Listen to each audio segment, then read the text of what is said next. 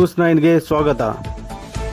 ವಿಧಿಲಿಖಿತದ ಕ್ರೂರತೆಗೆ ಕಣ್ಣೀರಾಗುವವರ ನಡುವೆ ಕಣ್ಣೀರನ್ನೇ ಸಮಾಜದ ಸೇವೆಯನ್ನಾಗಿ ಪರಿವರ್ತಿಸಿದ ಅಪರೂಪದ ಪೋಷಕರು ನಮ್ಮ ಸಂಡೂರಿನಲ್ಲಿದ್ದಾರೆ.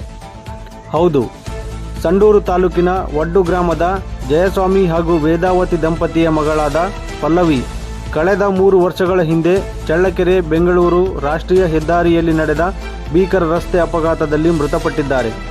ಹೆತ್ತ ಮಗಳ ಹಠಾತ್ ಸಾವು ಆ ಪೋಷಕರಿಗೆ ಆಕಾಶವೇ ಕಳಚಿ ಬಿದ್ದಂತಾಗಿತ್ತು. ಮಗಳು ದೈಹಿಕವಾಗಿ ದೂರವಾಗಿದ್ದರೂ ಅವಳ ನೆನಪುಗಳು ಮಾತ್ರ ಹೆತ್ತವರನ್ನು ಪ್ರತಿ ಕ್ಷಣವೂ ಕಾಡುತ್ತಲೇ ಇತ್ತು.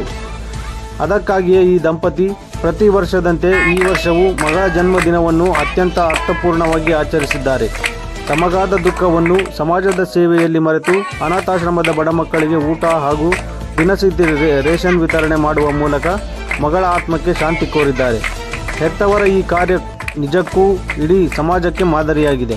ಈ ಸಂದರ್ಭದಲ್ಲಿ ಮೃತ ಪಲ್ಲವಿಯವರ ಹಿರಿಯ ಸಹೋದರಿಯಾದ ಶ್ರೇಯಾ ಹಾಗೂ ಮಂಜುನಾಥ್ ಮತ್ತು ಸ್ನೇಹಿತರು ಉಪಸ್ಥಿತರಿದ್ದರು.